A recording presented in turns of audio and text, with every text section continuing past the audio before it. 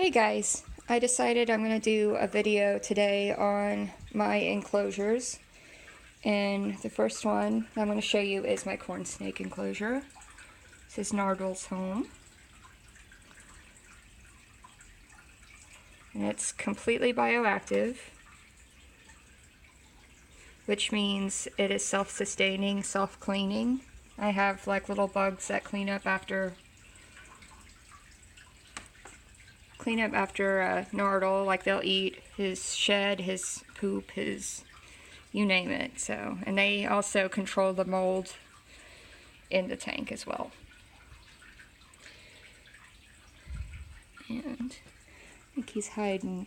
Yeah, you kind of see him in that little log there, hiding out. That's his favorite spot to sleep. And the substrate I use is just topsoil and coconut fiber. And the plants are all just different types of air plants, because they're the easiest to keep alive. I don't have the most green thumb, so I do what I can. And yeah, so that's Nardwell's tank. Let's go over to the invertebrates. And here is the millipede enclosure. It's kind of dark, sorry about that, but this is their home. I'm actually not sure how many I have in here, but there's one up there. He likes to chill on top. And the substrate I use is topsoil with a little bit of cocoa fiber and some moss and lots of rotting wood. They love that. And lots of dead foliage in here as well. That's what they all mostly feast on. And, I think there's somebody back here as well. There's another one of the ivory millipedes. I don't know where the little desert one went, but he was out earlier.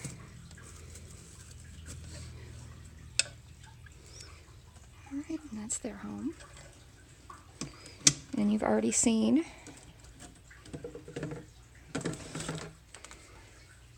my hisser's home, but I'll show you again.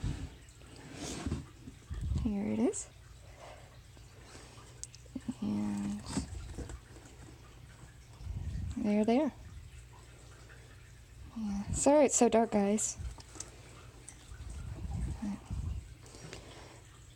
Yeah, and I don't know if I told you the substrate, but it's just cocoa fiber and some cypress mulch with some moss in there. Holding humidity. There's also, and all my tanks, almost all of them are bioactive, so this one is as well. Alright, that's it for that one.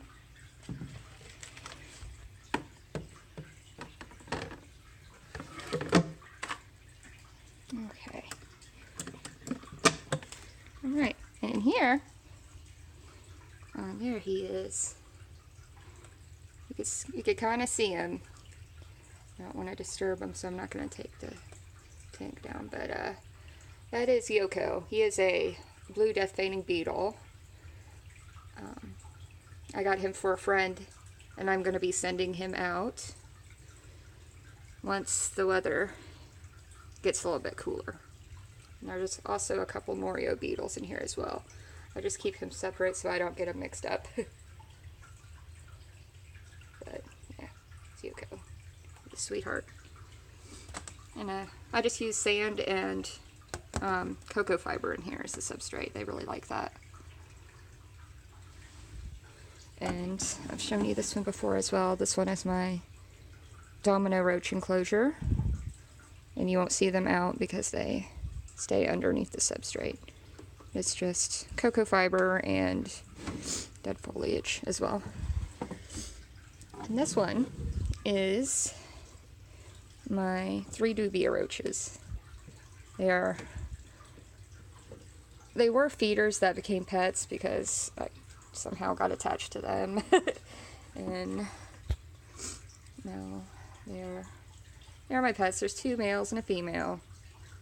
And I also keep them on just the cypress mulch, some of the cocoa fiber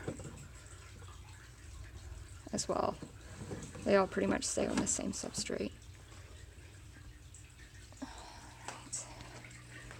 Oh, and there's Macy. Okay, and over here is my fire belly toad enclosure. Well, you could see him up there. That's, see, I think that one might be Hyde, my girl. Oops, there she is. Hey, she's really cute. I don't know where my little boy one is. He's around here somewhere. He's a little more shy. But here's their setup. As far as life plants go, I just have the pothos in here right now and some duckweed. And it helps out with the nitrates and all that stuff. And I plan on putting some more plants in there pretty soon. So it is looking a little bit bare, but I seem to enjoy it all right. All right. Now on to the beetles. You all have seen this tank. And they have knocked everything over because they are pretty much toddlers. And they're all starting to come out a bit.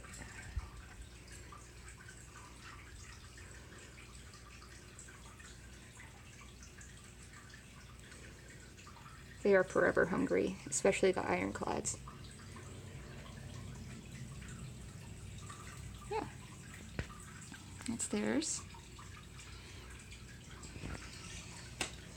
And on to the next room. Okay, and we'll show you.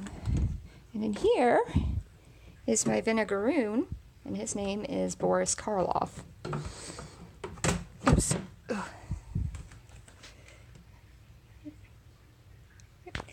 He's made himself a little burrow in there.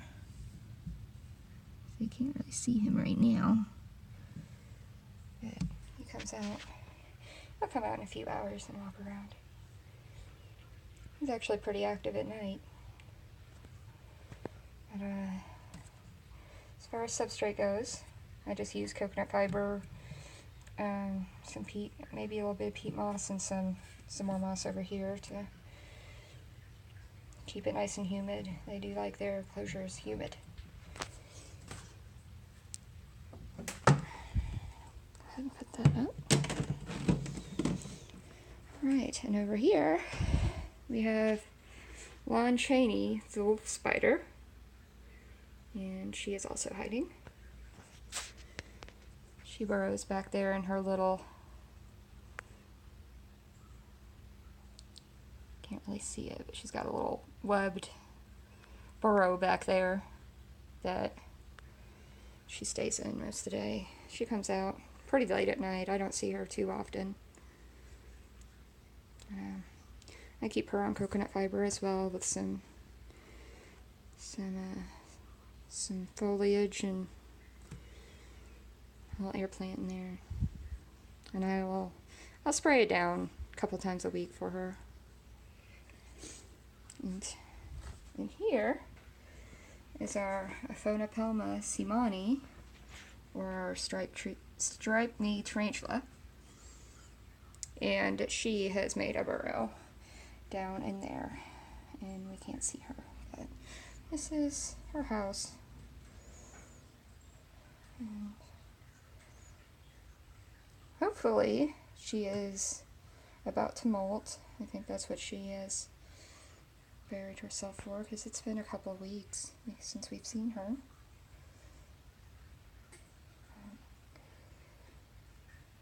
I wish her the best of luck. Right. And next, here is Puddle's enclosure. She's one of my leopard geckos. She might even pop out to say hello. She gets very curious. And I bet you she's hiding in here somewhere. Oh wait, no, she's not. She's over here. You can see her tail. She's adorable. But, yeah. And for her substrate, I use topsoil and excavator clay with some sand. And she's got a few air plants in here. And of course this one's bioactive as well. It's probably a little bit warm. I'm going to turn it down a little bit. I think she's going to come out and say hello.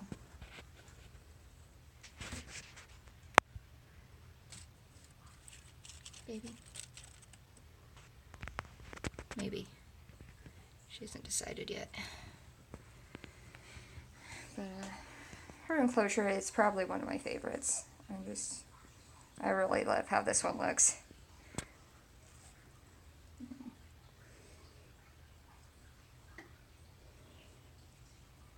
And yeah, I always suggest going bioactive just because it's the most naturalistic, it's self-sustaining. You have to spot clean still, like the urates and all that, but other than that, it cleans itself. So, highly recommend going bioactive. And if you have any other questions about that, you could always message me or leave me a comment. Yeah, she doesn't want to say hello. So we'll leave her alone.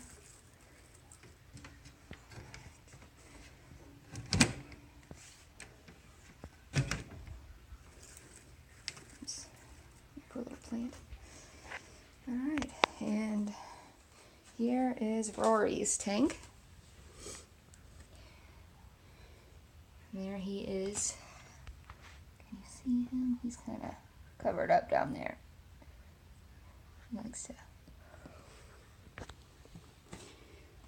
bury himself a bit during the day.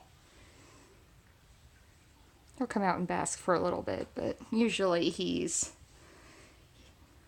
hiding. Bearded dragons definitely like to hide and make burrows. And this is his tank.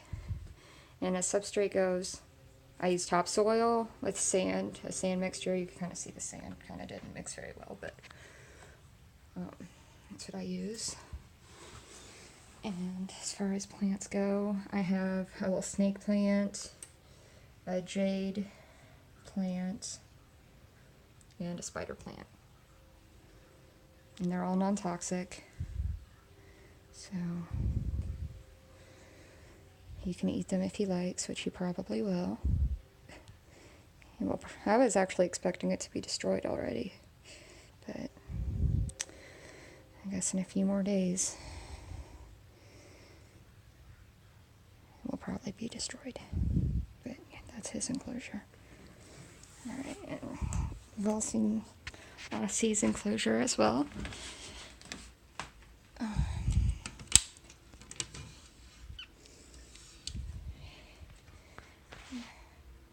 This is one of my new favorites.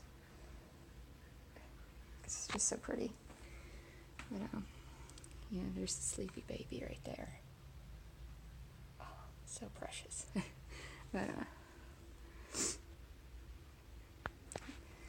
and as far as substrate goes, usually you could see the little springtails in here jumping around.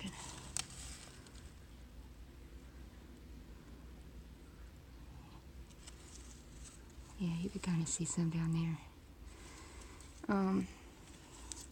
Yeah, the substrate I use in here is cocoa fiber and a little topsoil with some moss to help moisture.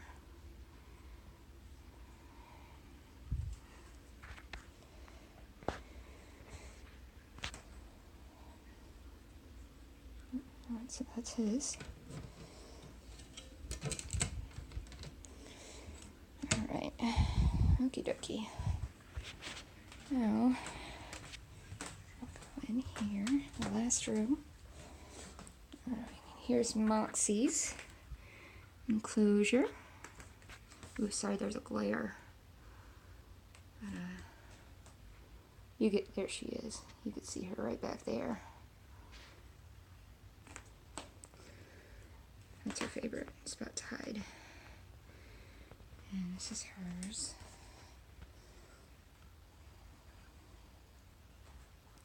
I really love hers as well. And she did have some little springtails in here. I don't know if they're still in here or not.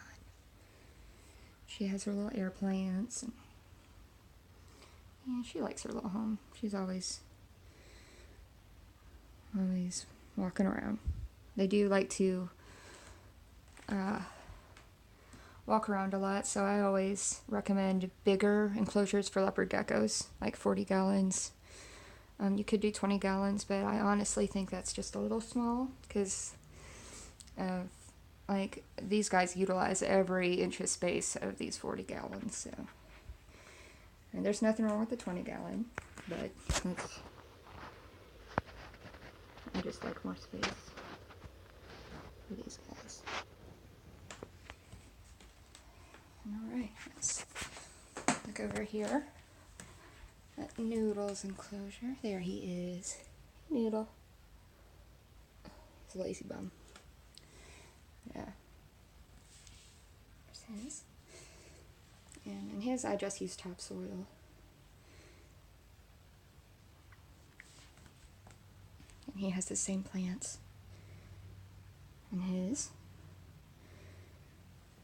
And yes, their tanks are a little bit smaller, only 75 gallon, but they are smaller lengthwise. They aren't very long, so they have plenty of room to turn around and stretch out without being too cramped.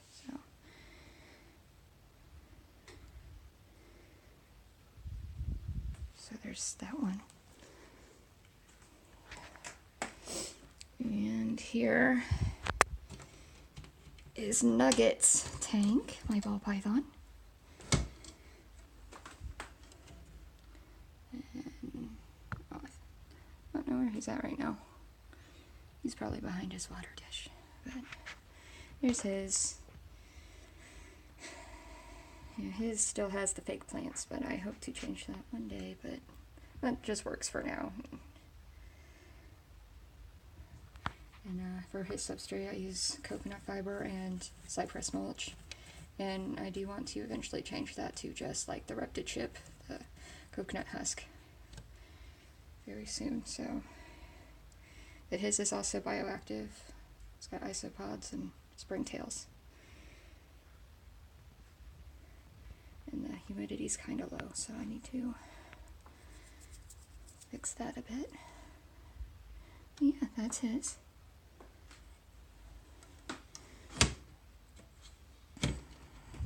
And there's another tank here that nobody resides in right now, but we are going to fill this one up very soon. Sorry for the bad glare, but this is what our tailless whip scorpion was in.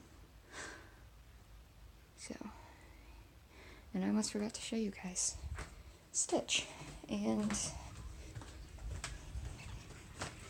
Stanley. Alright, so in here we have Stitch. He is my Florida tailless whip scorpion.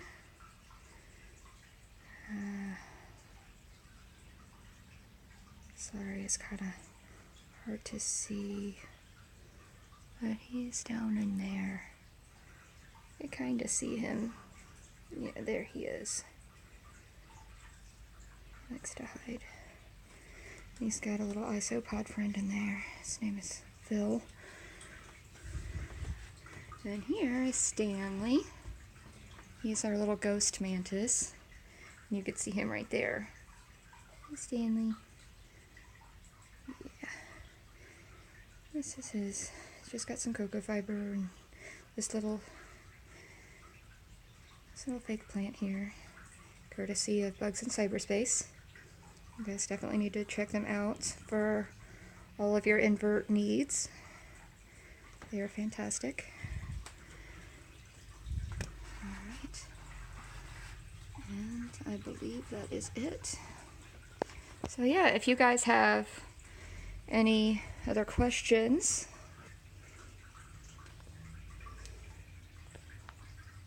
please let me know.